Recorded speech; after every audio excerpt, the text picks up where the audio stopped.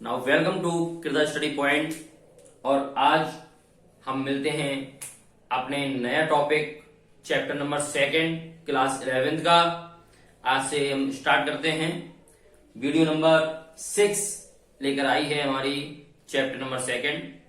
तो देखिए, जो चैप्टर नंबर 1 था उसमें मैंने आपको अपनी वीडियो में बताया कि अकाउंट्स क्या होती है, what is accounts, what is accounting, book keeping, accountancy and it's characteristics.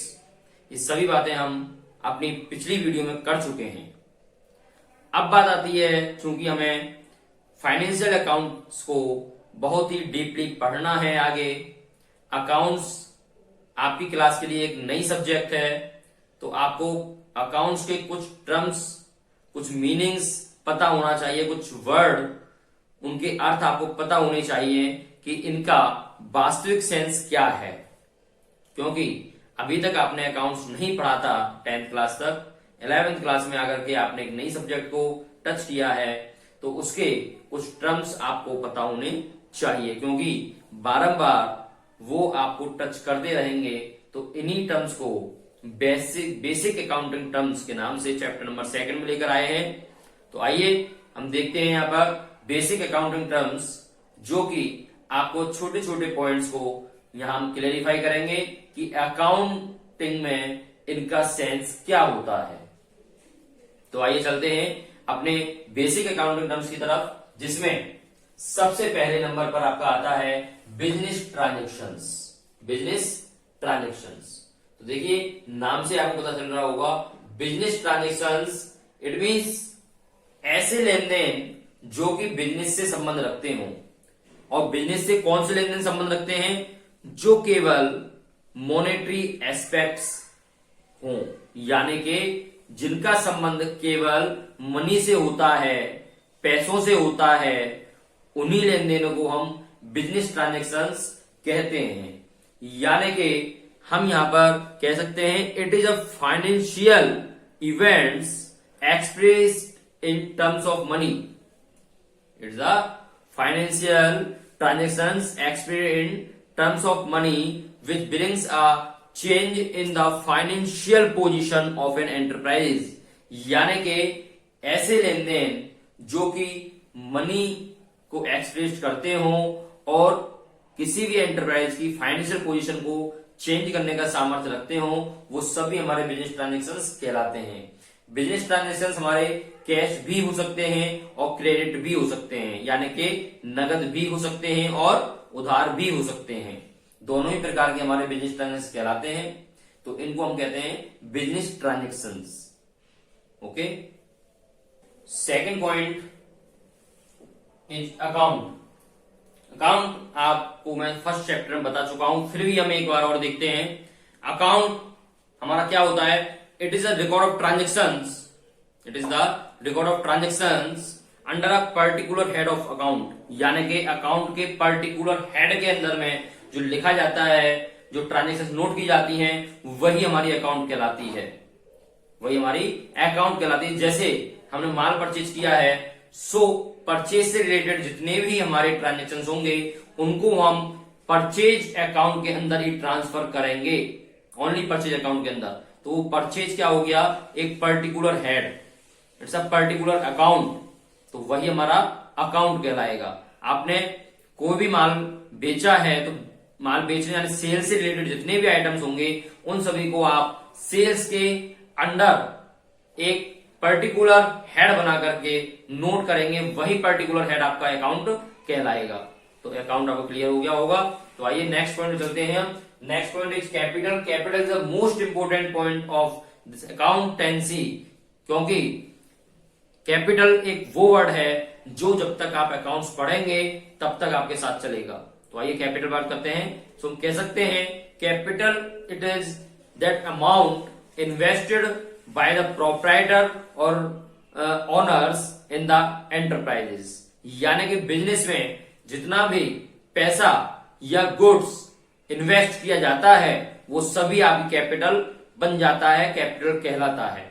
जैसे हम बात करते हैं, मान लीजिए मैंने एक दुकान खोली परचूनी की, हम छोटी लेवल पर ही बात करते हैं, तो मैंने दुकान खोली परचूनिया की, और उस दुकान के अंदर जितना भी मैंने फर्नीचर लगाया है या वो जितना भी मैंने माल उसके अंदर भरा है, दाल चावल एक्सेट्रा एक्सेट्रा, तो वो सभी आपका जितना भी पैसा उस समय पर इन्वेस्ट किया गया है, जितना भी पैसा उसमें लगाया गया है, वो सभी आपका कैपिटल कहलाएगा।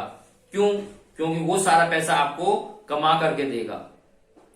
यानी कि हम सीधी भाषा में बात करें तो हम कह सकते हैं कि कैपिटल एक वो इन्वेस्टमेंट है जो कि फ्यूचर में हमको इनकम अर्न करके देता है।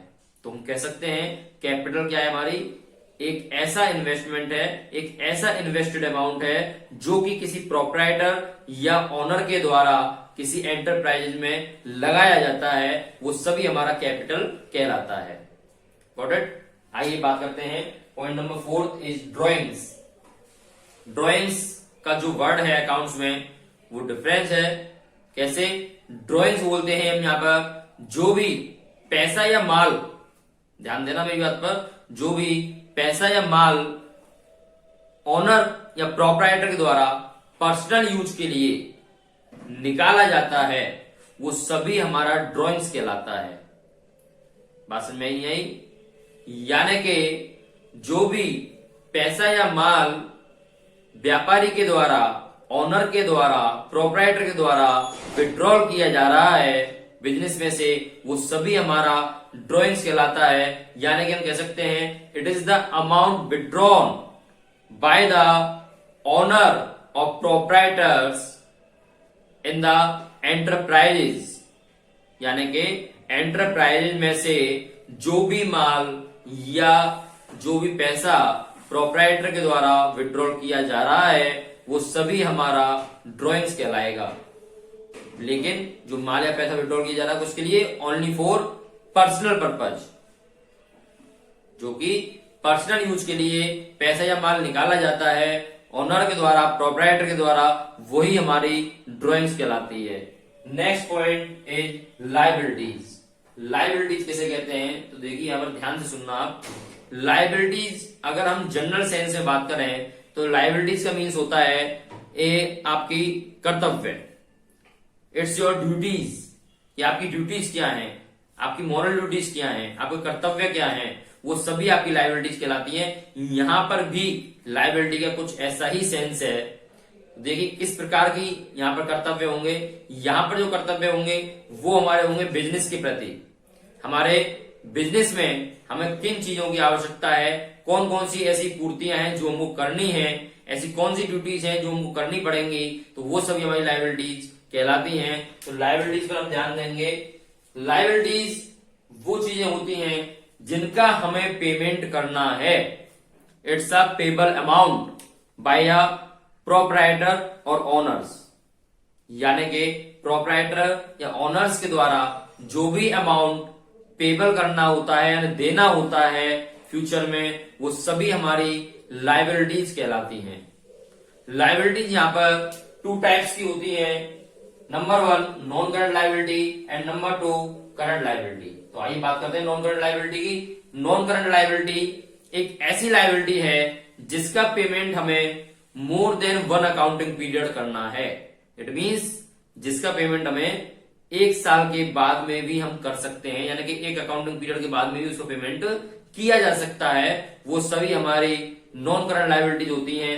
जैसे हम बात करते हैं एक लोन की, डिवेंचर्स, ये सभी हमारे क्या होते हैं, नॉन करंट लायबिलिटीज होती हैं, क्योंकि इनका पेमेंट आप मोर देन 1 अकाउंटिंग पीरियड करते हैं। ऐसा नहीं है कि इनका पेमेंट आपको 1 साल के अंदर ही करना है। नो, आप इनका पेमेंट 1 साल के बाद भी कर सकते हैं। ये सभी हमारी नॉन करंट लायबिलिटीज कहलाती हैं। तो ध्यान रखें, जिसका payment more than 1 accounting period आप कर सकते हो, वो सभी हमारे नॉन करंट लायबिलिटीज कहलाएंगी। सेकंड पॉइंट है इसका करंट लायबिलिटीज। तो करंट लायबिलिटीज क्या होती हैं? एक ऐसी लायबिलिटीज हैं जिनका पेमेंट आपको with in a accounting period करना होगा। यानी कि एक अकाउंटिंग पीरियड के अंदर ही जिन का पेमेंट हमें करना होता है, जिन आइटम्स का पेमेंट हमें करना होता है, वो सभी हमारी करंट लायबिलिटीज कहलाती हैं। क्यों कहलाती हैं? क्योंकि उनका पेमेंट आपको 1 साल के अंतर्गत ही उसी वर्ष के अंतर्गत ही करना है, तो इसलिए उसको हम करंट लायबिलिटी कहते हैं। ओके, अब बात करते हैं हम नेक्स्ट पॉइंट अपने असेट्स। असेट्स क्या होती हैं? तो देखिए, असेट्स आपकी वो चीजें हैं, वो वस्तु असेट्स कहलाती हैं जो कि फ्यूचर में आपको बेनिफिट दें। बिजनेस को जो फ्यूचर में बेनिफिट देंगी वो सभी वस्तुएं आपकी असेट्स कहलाती हैं। असेट्स की हम अगर जनरल भाषा में बात करें तो असेट्स आप मान लीजिए, जैसे आप अगर घर में बैठे हुए हैं तो आपके घर के अंदर जो पंखा है, जो कूलर है, जो बाइक है, जो साइकिल है, ये सब आपकी असेट्स हैं, यानी संपत्तियां। अगर हम शुद्ध हिंदी में बात करें तो असेट्स को क्या बोलते हैं हम? संपत्तियां। तो जितनी भी हमारी संपत्ति हैं, हमारे पास बैंक बैलेंस है, हमारे पास कैश रखा हुआ है, हमारे पास हमारी बाइक खड़ी हुई है, हमारे पास हमारी गाड़ी है, हमारा घर है अपना, तो वो सभी क्या है? हमारी सभी असेट्स हैं। तो वही बिजनेस की होती हैं। तो बिजनेस में भी आपकी असेट्स क्या है? जो कि फ्यूचर में आपको बेनिफिट देंगी, वो सभी आपकी वस्तुएं असेट्स कहलाती हैं। असेट्स भी आपकी कुछ टाइप्स की होती हैं, जो कि 3 टाइप्स मेन है। पहला आता है आपका non current assets. Non current assets क्या है? यानी कि जो आपका नॉन करंट लायबिलिटी पर लागू हुआ था, वही नॉन करंट असेट्स पर भी लागू हो सकता है।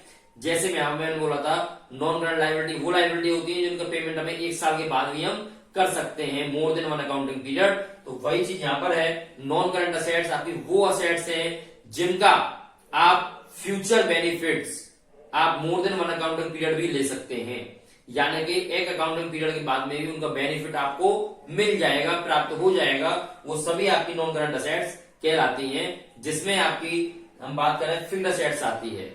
फिक्स्ड असेट्स हमारी ऐसी असेट्स होती हैं जो स्थायी संपत्तियां होती हैं, जैसे आपकी मकान, दुकान, मशीनरी, ये सभी आपकी क्या है?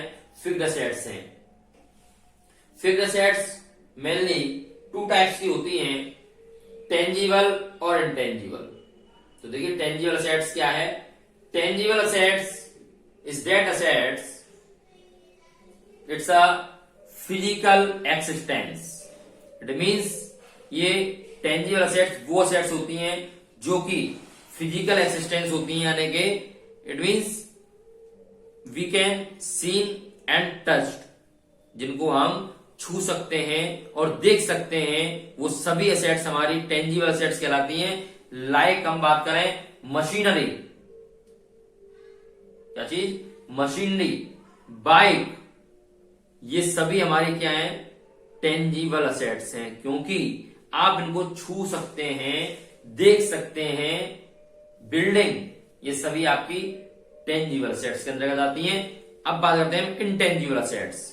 इंटेंजिबल असेट्स कौन सी असेट्स होती हैं? इंटेंजिबल असेट्स वो असेट्स हैं जिनको आप सीन नहीं कर सकते, टच नहीं कर सकते। लाइक जैसे हम कंप्यूटर में पढ़ते हैं ना, सॉफ्टवेयर और हार्डवेयर। हार्डवेयर को हम सीन टच कर सकते हैं, बट सॉफ्टवेयर को हम सीन टच नहीं कर सकते। तो वही चीज यहां पर है। इंटेंजिबल असेट्स वो असेट्स हैं जिनको we can not touch and seen, like as a goodwill, trademark, patents, etcetera etcetera. ये सभी आपकी असेट्स ऐसी असेट्स हैं जो कि इंटेंजिबल होती हैं। देखिए, दोबारा बताता हूं मैं आपको, इंटेंजिबल असेट्स कौन सी हमारी? Like as a goodwill. Goodwill कैसे बोलते हैं? ख्याति, यानी कि प्रसिद्धि। किसी व्यक्ति का नाम इतना हो जाना कि कस्टमर उसका नाम लेकर ही उस तक पहुंचे। जैसे हम बात करते हैं कि अगर मिठाई खानी है तो हल्दीराम वाले खाएंगे, तो हल्दीराम क्या है? एक ब्रांड है। ज्यादातर कस्टमर हल्दीराम का नाम लेकर के ही वहां तक पहुंचता है। चाहे उसकी मिठाई कैसी भी हो, उससे कोई लेना नहीं, चाहे उसकी नमकीन कैसी भी हो, उससे कोई लेना देना नहीं है, लेकिन उसकी ख्याति, उसकी प्रसिद्धि इतनी हो चुकी है कि अधिकांशतः कस्टमर उसका नाम सुनकर के ही, उसका नाम लेकर के ही उसकी दुकान पर जाते हैं, उसके शोरूम पर जाते हैं। वही चीज क्या है? हमारा गुडविल। तो इस प्रकार की जो असेट्स हैं, इनको आप देख नहीं सकते, छू नहीं सकते। किसी की प्रसिद्धि, किसी का फेमस हो जाना, उसको आप देख नहीं सकते, केवल उसे आप महसूस कर सकते हैं कि यस यार उसका नाम है। ऐसा होता है, उसको आप केवल महसूस कर सकते हैं लेकिन उसको आप छू नहीं सकते, देख नहीं सकते, वही हमारी इंटेंजिबल असेट्स होती हैं। तो बात करते हैं आगे करंट असेट्स पर। अगला असेट्स हमारी होती करंट असेट्स। करंट असेट्स वो असेट्स हैं जिनका बेनिफिट आपको विद इन अकाउंटिंग पीरियड ही प्राप्त होगा। लाइक एज हम बात करें परचेज गुड्स फॉर रीसेल, यानी कि रीसेल के लिए आपने जो माल खरीदा है, तो वो माल क्या है आपका, जो गुड्स आपने खरीदा है वो गुड्स क्या है आपका, वो गुड्स आपका असेट्स है। सीधी सी बात है भाई, जो माल आप खरीद के लाए हैं, वो गुड्स आप खरीद के लाए हैं, वो गुड्स क्या कहलाएगा आपका, वो गुड्स आपका असेट्स कहलाएगा। और कौन सी असेट्स कहलाएगा, करंट असेट्स कहलाएगा। क्यों कहलाएगा कि वो गुड्स आप रीसेल के लिए खरीद के लाए हैं, बेचने के लिए खरीद के लाए हैं, चूंकि वो आपको with in accounting period resale करना है, इसलिए वो आपकी करंट असेट्स कहलाएगी। अगर आपको किसी डेटर्स को पैसा देना है, आपका कोई देनदार है जो आपको पैसा देगा, जो आपको पैसा देगा, यानी कि जिनको हमने उधार माल बेचा है तो वो हमको पैसा देंगे, तो वो पैसा कब देंगे, विद इन अकाउंटिंग पीरियड। ऐसा तो होता नहीं है कि हमने माल बेचा कि भाई दे दी 2-3 साल में आराम से, नो। बिजनेस में क्या होता है, 1 महीने 2 महीने 3 महीने 4 महीने, इतना ही तो केवल आप उसे छूट दे सकते हैं। तो वही हमारी क्या है, करंट असेट्स है। अब बात करते हैं थर्ड इज फिक्सियस असेट्स। देखिए फिक्सियस असेट्स आपकी थोड़ी डिफरेंट असेट्स है। ज्यादातर स्टूडेंट्स इसमें कंफ्यूज हो जाते हैं, लेकिन मैं आपको कंफ्यूज नहीं होने दूंगा। फिक्सियस असेट्स एक वो असेट्स होती हैं जो कि ना तो टेंजिबल है और ना ही इंटेंजिबल है। It means not a tangible और not intangible assets, it is a fictitious assets. आप कहेंगे ऐसी कौन सी असेट्स है भाई जो ना तो टेंजिबल है ना ही इंटेंजिबल है? ऐसी असेट्स भी है। ऐसी वो असेट्स है जैसे आपने अपने रेवेन्यू को बढ़ाने के लिए जो खर्चा किया है, उस प्रकार के खर्चे, यानी कि आपको जो फ्यूचर में बेनिफिट देंगे, like as advertisement expenditure, like as advertisement expenditure.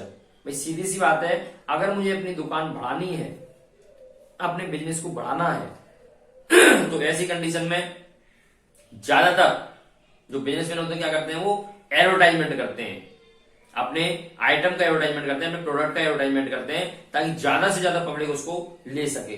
Advertisement तो आप टीवी में भी देखते होंगे, कोलगेट का भी आता है, कोलगेट करें, इसमें नमक है, इससे दांत साफ हो जाएंगे, XYZ एक्सेट्रा एक्सेट्रा, ये सारी चीजें आती हैं। लेकिन ये सारी चीजें क्या करती हैं, उस प्रोडक्ट की सेल को बढ़ाने का कार्य करती हैं। तो इस प्रकार के जो आइटम्स होते हैं वही हमारे फिक्सियस एसेट्स के अंतर्गत आते हैं। इसमें हम डिस्काउंट और loss on issue of debentures, ये भी हमारा फिक्सियस एसेट्स का ही आइटम है। आगे आपका जब आएगा तो और क्लियर हो जाएगा। तो आप फिलहाल इतना ध्यान रखें, फिक्सियस एसेट्स हमारी वो एसेट्स होती हैं जो ना तो टेंजिबल हैं और ना ही इंटेंजिबल हैं, like as advertisement expenditure and discount और loss on issue of debentures etcetera etcetera. Next point is receipts. Receipts means प्राप्तियां। इट मींस रिसीप्ट्स क्या है, प्राप्तियां। जो पैसा हमको प्राप्त होना है या प्राप्त हो चुका है वो सभी आपके रिसीप्ट्स कहलाती हैं। लेकिन अब बात आती है कि पैसा प्राप्त कहां से हुआ है। तो देखिए पैसा हमारा प्राप्त हो सकता है हमारा माल को बेचने से भी, हमारी असेट्स को बेचने से भी, या किसी सेवा को देने से भी ये पैसा प्राप्त हो सकता है। यानी कि हम कह सकते हैं it is the amount received और receivable for selling the goods, assets और सर्विसेज। यानी कि माल को, आइटम को बेचने से, सेवा देने से या असेट्स को बेचने से भी पैसा प्राप्त हो सकता है या होने वाला हो। तो हमारी जो रिसीप्ट्स होती हैं इसकी भी 2 कैटेगरी होती हैं। 2 कैटेगरी कौन सी हैं? First revenue receipts and second is capital receipts. So revenue receipts it mean revenue receipts वो रिसीप्ट्स है जो कि आपको माल को बेचने से जो पैसा प्राप्त होगा वो हमारे रेवेन्यू रिसीप्ट्स कहलाती हैं for a resale of goods. Goods को रीसेल करने से जो पैसा आपको प्राप्त होगा वो हमारे रेवेन्यू रिसीव्स कहलाते हैं। Capital receives is that receives for resale for the sale of your assets, यानी कि अगर आप अपनी असेट्स को बेचते हैं तो उससे जो आपको पैसा प्राप्त हो रहा है वो आपका कैपिटल रिसीव्स कहलाएगा। ओके, आइए नेक्स्ट पॉइंट चलते हैं। Next point is expenditure. Expenditure हमारे ऐसे खर्चे होते हैं जिनके द्वारा हमें फ्यूचर में बेनिफिट होता है। ऐसे खर्चे नहीं कि हमने खर्चे कर दिए अब उससे कोई फायदा नहीं, बल्कि एक्सपेंडिचर, ये एक्सपेंसेस नहीं है, एक्सपेंडिचर है, दोनों डिफरेंस है, क्योंकि आगे आपका एक्सपेंसेस भी आएगा, उस पर बात करेंगे। ये क्या है? एक्सपेंडिचर है, it's not expenses. So expenditure वो आइटम होता है जो कि फ्यूचर में हमें बेनिफिट देगा, ऐसे खर्चे जो कि फ्यूचर में बेनिफिट देंगे। एक्सपेंडिचर की कैटेगरी भी टू टाइप्स हैं। नंबर 1 कैपिटल एक्सपेंडिचर, यानी कि जो पैसा हम कैपिटल पर खर्च कर रहे हैं, जिससे हम कैपिटल को परचेज कर रहे हैं या कैपिटल की रिपेयर या मेंटेनेंस में पैसा खर्च कर रहे हैं, तो वो सभी हमारे कैपिटल एक्सपेंडिचर कहलाते हैं और ये हमारी कैपिटल की वैल्यू को बढ़ाने का कार्य करती हैं। तो कैपिटल एक्सपेंडिचर क्या होता है? इंक्रीज अवर कैपिटल, इससे हमारी कैपिटल इंक्रीज होती है, यानी कि कैपिटल बढ़ती है, तो वो हमारी कैपिटल एक्सपेंडिचर्स कहलाते हैं जो कि कैपिटल किए गए खर्चे हैं। Second point is revenue expenditure. Revenue expenditure वो एक्सपेंडिचर है जो कि हमारी सेल को बढ़ाने में सहायक होते हैं, यानी कि जो हमारे सेल को इंप्रूव करें वो सभी हमारे रेवेन्यू एक्सपेंडिचर कहलाते हैं। जैसे आप एडवर्टाइजमेंट करना या कोई विज्ञापन देना, ये सभी चीजें आपकी रेवेन्यू एक्सपेंडिचर कहलाती हैं, क्योंकि ये हमारे सेल को इंक्रीज करने का कार्य करती हैं। तो आइए बात करते हैं हम एक्सपेंसेस का। अगला पॉइंट है एक्सपेंसेस। एक्सपेंसेस मींस खर्चा। एक्सपेंस मींस खर्चे। खर्चे क्या होते हैं? आप जानते हैं, जो हमारी आवश्यकताओं की पूर्ति करते हो वो सभी हमारे खर्चे होते हैं। एक्सपेंसेस में ऐसा नहीं है कि हमें बेनिफिट फ्यूचर में देंगे, ये केवल उसी समय के लिए हमें सेटिस्फाइड करते हैं। ऐसा इन्वेस्ट जो कि हमें करंट टाइम पर सेटिस्फेक्शन दे सके, वही हमारे सभी एक्सपेंसेस कहलाते हैं। ओके, तो एक्सपेंसेस तो आप सभी करते हैं, वो सभी एक्सपेंसेस आपके नॉर्मल वे में होते हैं। कोई भी खर्चे जो कि आप बर्गर खा रहे हैं, टिकिया खा रहे हैं, ये सभी आपके एक नॉर्मल एक्सपेंसेस के अंतर्गत आते हैं, ना कि expenditure. Okay, so next point is income. Income क्या है आपकी? Income is the profit earn during the accounting period, यानी कि अकाउंटिंग पीरियड में आपने जितना भी प्रॉफिट कमाया है वो सभी आपकी इनकम कहलाती है। यानी कि हम सीधी भाषा में कह सकते हैं इनकम को रेवेन्यू और एक्सपेंसेस, रेवेन्यू और एक्सपेंसेस दोनों का डिफरेंस ही आपकी इनकम कहलाती है। यानी कि जितना आपने रेवेन्यू किया है और जितना आपने एक्सपेंसेस किया है, यानी कि जितना आपने कमाया है और जितना आपने खर्च किया है, दोनों का जो डिफरेंस होगा, जो अंतर अमाउंट होगा, वही आपका इनकम कहलाएगा। ऐसे तो इनकम निकालते हैं हम कि पापा जी आज कितना कमाया, इतना कमाया, खर्च कितना हुआ, इतना हुआ। इट मींस इनकम जो आपकी इसकी डिफरेंस अमाउंट निकल के आएगी, वही हमारी इनकम कहलाएगी। Next point is profit. Profit आप बहुत अच्छे से जानते हैं, इट मींस लाभ। प्रॉफिट इट मींस लाभ, यानी प्रॉफिट हम कह सकते हैं, profit means income earn by the business from its operating activities, यानी कि जो ऑपरेटिंग एक्टिविटीज हैं, यानी जो संचालन प्रतिक्रियाएं हैं, वहां से बिजनेस को जो भी अर्न हो रहा है उसके थ्रू, वो सभी आपका प्रॉफिट कहलाएगा। यानी कि बिजनेस ने जितनी भी अपनी ऑपरेटिंग एक्टिविटीज से प्राप्त किया है वो सभी आपका प्रॉफिट कहलाएगा। यानी कि लाभ जिसे हम कहते हैं। अगला पॉइंट है आपका गेन। देखिए गेन और प्रॉफिट लगभग सेम है, लगभग सेम है। प्रॉफिट का मतलब भी लाभ होता है और गेन का मतलब भी आपका यहां पर लाभ ही होता है, लेकिन यहां पर बात करते हैं हम गेन की, तो गेन और प्रॉफिट में डिफरेंस क्या है? So gain is the increase in owners equity. Gain is the increase in owners equity, यानी कि जो ओनर की इक्विटी को इंक्रीज करे, जो ओनर की इक्विटी यानी इक्विटी मीन्स कैपिटल, जो ओनर की कैपिटल को इंक्रीज करे, बढ़ावा दे, वो हमारा क्या होता है? वो गेन कहलाता है। वो क्या कहलाता है? वो गेन कहलाता है। अब बात करते हैं लॉस की। लॉस मीन्स हानि। ये तो आप सुनते हुए हैं, जनरल वर्ड है। लॉस मीन्स हानि, यानी कि अगर आपके रेवेन्यू कम है और एक्सपेंसेस ज्यादा हैं, रेवेन्यू कम है एक्सपेंसेस अधिक हैं, तो ऐसी कंडीशन में जो डिफरेंस निकल के आएगा वही हमारा लॉस कहलाएगा, कि भाई खर्चे ज्यादा हैं और इनकम हमारी कम है, तो वो सभी हमारे क्या कहलाएंगे? लॉस कहलाएंगे। बात करते हैं परचेज। परचेज आप बहुत अच्छे से जानते हैं।